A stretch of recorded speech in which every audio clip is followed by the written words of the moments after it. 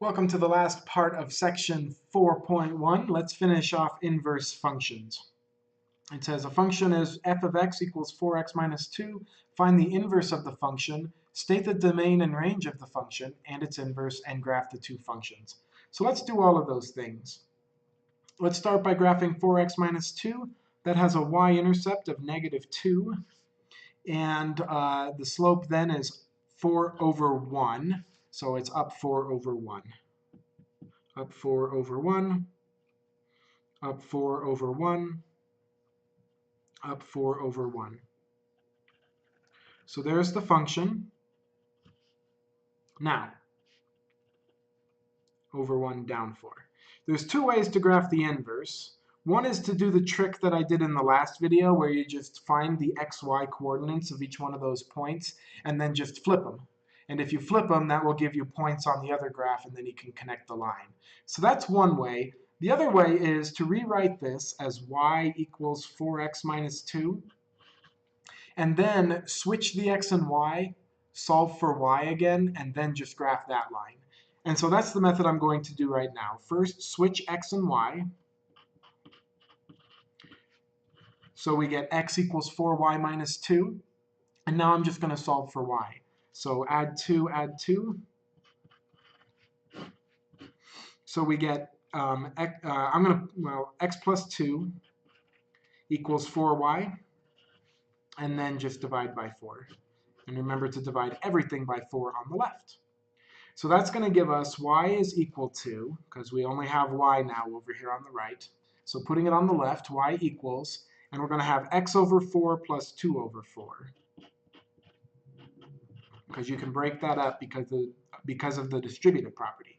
So x over 4 plus 2 over 4, which is the same as y equals x over 4 plus a half. So now I don't need to do any points. I can just graph this line. So that has a y-intercept of a half, so I'm going to put a little dot right there in between 0 and 1. And then I'm going to stay in the halves, and I'm going to go up 1 over 4. So there's my next dot, again, in between these two hash marks. Then up 1 over 4, and so on. Or down 1 over 4 this way. 1, 2, 3, 4, again staying halfway in between the hash marks. So there's your function and your inverse function. So that would be the answer. Notice I'm going to do the dotted line y equals x just to show you the reflection. Now we're mostly done with this problem. Last thing to do is to say we have f and the inverse of f. So what is the domain and range? Well, you can probably see that for our original function, which was a steeper line, the domain and range are all real numbers because there's no restrictions.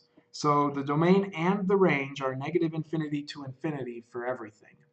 And by the way, if you look at the inverse function, since it's a line, it's going to be negative infinity to infinity again.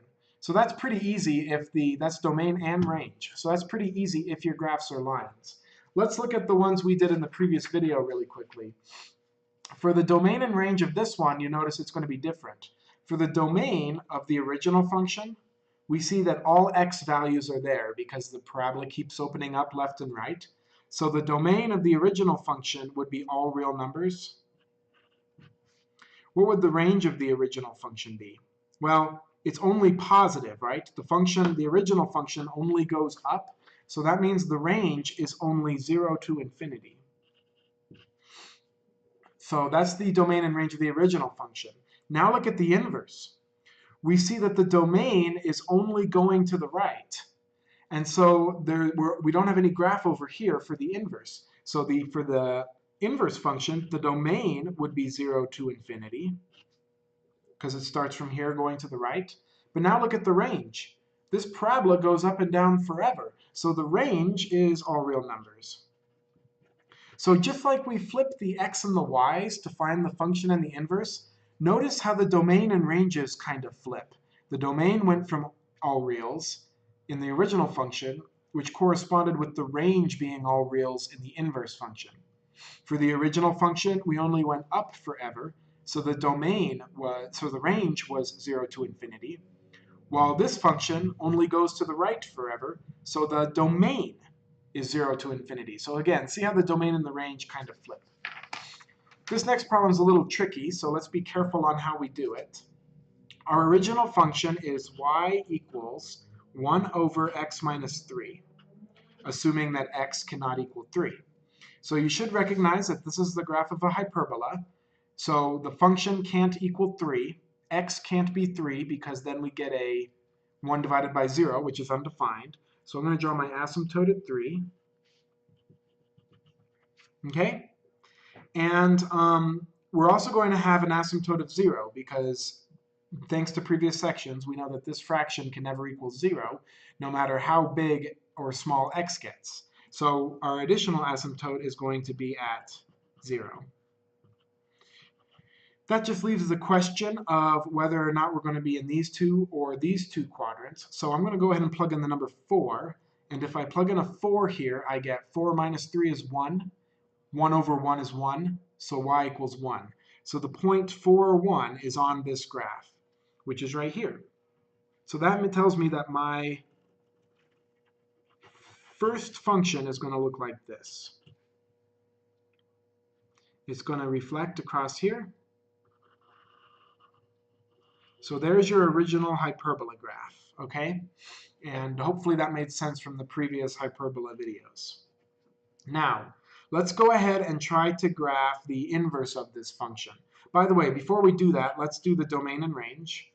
You can see that the domain is going to be all numbers. We have graph everywhere except for 3. So the domain is going to be everything to 3, but then we're going to cut out 3. So there's our domain, negative infinity to 3 and 3 to infinity. The range, going up and down, is we have graph everywhere except 0. So the range is going to be the same idea, except instead of 3, it's going to be 0. So there's the domain and range of our original function. Now let's try to solve for the inverse function. So I replace x with y, giving us x equals 1 over y minus 3. So the next thing I'm going to do is I want to get rid of the fractions, so I would multiply both sides of the equation by y minus 3, because that's going to get us closer to solving for y. So that gives us y minus 3 x on the left, and over here y minus 3 cancels, leaving us just 1 on the right. Now, I want to solve for y, and you could distribute the x here, but it would be smarter to move the x over. So let's divide both sides by x, which cancels it, and that gives me y minus 3 equals 1 over x. Almost done now. Now we can add 3. So our final inverse function is y equals 1 over x plus 3, because when you add 3 here, it cancels it, and we get plus 3 over here. So, what is this a graph of? This is also a graph of a hyperbola. The regular hyperbola, 1 over x, just bumped up 3 spaces. So normally 1 over x would be here, but we've bumped it up 3 spaces. So let's bump it up 3, and that would be our horizontal asymptote. And what value can x not be? X can't be 0, because we have 1 over x, so that means our vertical asymptote's right here. Now, unfortunately, this graph is going to get a little bit confusing, but let's go ahead and plug in 1 and see what we get. 1 over 1 is 1. 1 plus 3 is 4. So the point 1, 4 is on the graph. Wait a minute. That makes sense. Because remember, we had 4, 1 on this graph, and look, we have 1, 4 on the inverse graph. So that should make sense to you. And if we go, 4, 1 is right there. Okay? So it's a regular hyperbola, so that point reflects. And we have graph here. Right? And we have graph like this. So as you can see with hyperbolas, that's what the inverse looks like. And let's go ahead and draw the line y equals x. And you see that these two hyperbolas reflected across the line to go there and there. Notice also that the asymptotes kind of reflected and landed in a new place. So drawing hyperbolas and their inverses on the same graph is tricky. Let's do domain and range of the inverse. Notice again that this graph, x can't be 0 because we have 1 over x. So the domain here is everything except 0. Finally, what's the range? 1 over x, I've explained previously, can't equal 0. And so that means y cannot equal 3. So that means the horizontal asymptote, which we have on our graph, is y can't be 3. Now, oops, that should be an infinity symbol. What do you notice about our domain and range? Do you see how they kind of flipped again? That's not on accident. That's what happens with inverse and regular functions. We're running low on time, so let's do this last example. They've given you a kind of a curve and asked you to draw the inverse. Here's my recommendation. Find the xy points, flip the xy, and then connect the dots. So for example, this is the point here, 4, 0. So that means 0, 4 is on the graph. This is the point 8, 7. So that's the point 8, 7 right there. So that means the point 7, 8 will be on the graph. Right there. Notice that, well, let me get to that in a minute. Here's the last point. That's going to be -8 and 1, 2, 3, 4, 5, 6, 7. So that's the point -8, -7. So that means the point -7, -8 will be on the graph. So 1, 2, 3, 4, 5, 6, 7. 1, 2, 3, 4, 5, 6, 7, 8. Being very careful here. So now that we have that, we can just connect the dots, and that will be the inverse graph.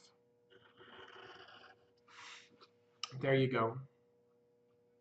Again, let me draw on the line y equals x. Notice that if a point is close to the line y equals x, the point on its inverse will be pretty close. But if the point gets further away from the line y equals x, the inverse function also gets further away. Also, they only cross when y is equal to x. Hopefully functions and their inverses on graphs and how to tell if functions and inverses make sense. If you have any questions, please leave them in the comments. If this was helpful, please make sure you like and subscribe, and I will see you next time in section 4.2. See you there.